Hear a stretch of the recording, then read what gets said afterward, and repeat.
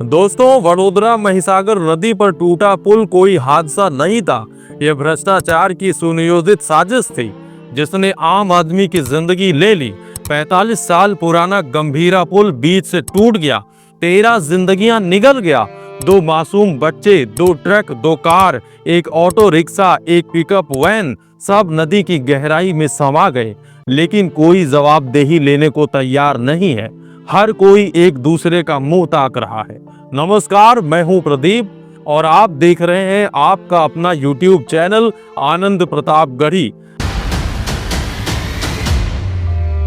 अप्रैल 2025 में एक गुजराती पत्रकार ने चीख चीख कर चेतावनी दी थी, इस पुल में दरारें हैं, यह टूटेगा। क्या सरकार ने सुना? नहीं। कानों में रुई, आंखों पर पट्टी बांधकर उसकी आवाज दबा दी गई।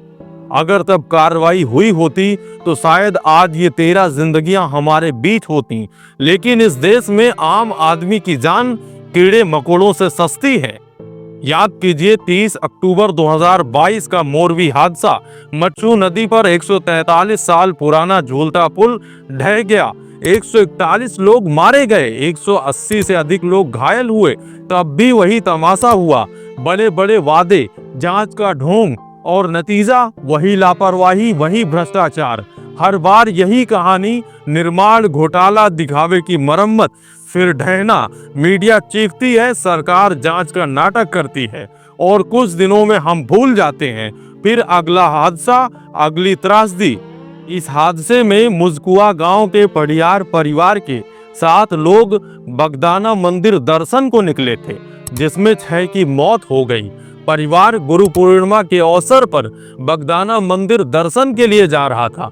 जैसे ही उनकी इको कार ब्रिज पर पहुंची, अचानक ब्रिज का हिस्सा टूट गया और कार सीधा नदी में जा गिरी।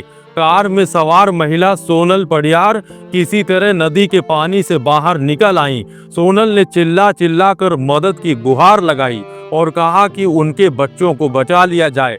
लेकिन जब तक लोग मौके पर पहुंचे तब तक बहुत देर हो चुकी थी।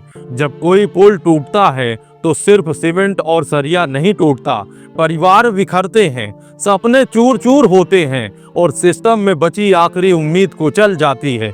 यह हादसा नहीं, अपराध है।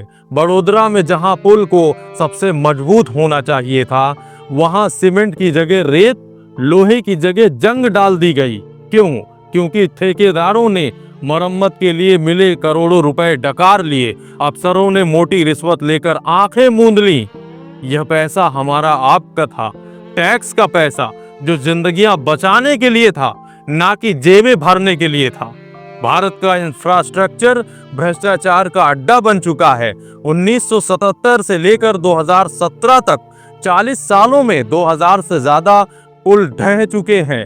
पिछले 10 सालों में 500 से ज्यादा, यानी हर महीने औसतन 4 पुल ढह रहे हैं। हर ढहते पुल के साथ जिंदगियां, परिवार और सपने टूटते हैं।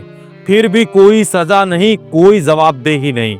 जांच का नाटक होता है और हम अगले हादसे का इंतजार करते हैं। यह विकास नहीं, विनाश है। गुजरात को विकास का मॉडल कहा जाता है, लेकिन यह कैसा विकास है जहां पुल टूटते हैं, लोग मरते हैं और दोषी बच निकलते हैं। अंग्रेजों ने 150 साल पहले बनाए पुल आज भी मजबूत खड़े हैं, लेकिन हमारे यहाँ 8-10 साल पुराने पुल उद्घाटन से पहले ही ढह जाते हैं। सड़कें पहली बारिश में बह जाती हैं। क्यों? क्योंकि हमारे पुल, सड़कें और इमारतें सीमेंट लोहों से नहीं, घोटालों से बनती है। एक रिपोर्ट कहती है इंफ्रास्ट्रक्चर प्रोजेक्ट्स में 30% पैसा रिश्वत में जाता है। नकद, सोना, बंगले, गाड़ियां, सब कुछ बंटता है। जब प्रोजेक्ट शुरू होने से पहले ही रिश्वत तय हो जाती है तो मजबूत पुल कैसे बनेगा? लेकिन दोष सिर्फ ठेकेदारों, अफसरों या नेताओं का नहीं है, हमारा भी है। हम भ्रष्टाचारियों को सफल कहते हैं, उनके बगलों की तारीफ करते हैं, ईमानदारों को पागल कहकर हंसते हैं। हमारी यह मानसिकता भ्रष्टाचार को बढ़ावा देती है। दोस्तों, अब जागने का वक्त है। भ्रष्टाचार के रावण को मारना है तो नजरिया बदलें, ईमानदार को इज्जत दें, बेईमान को ठुकराएं, सवाल पूछें, सवाल उठाएं। आवाज उठाएं, अपनी चुप्पी तोड़ें, हर टूटी सड़क, हर जर्जर पुल का हिसाब मांगे। अगर हम चुप रहे तो भ्रष्टाचार हर बार जिंदगियां निगलेगा। बड़ोदरा की 13 मौतें और मोरबी की 141 मौतें भ्रष्टाचार की गवाही दे रही हैं। गुजरात सरकार से सवाल है, इन मौतों का जिम्मेदार कौन? ठेकेदार, अफसर, इंजीनियर? कौन जवाब देगा?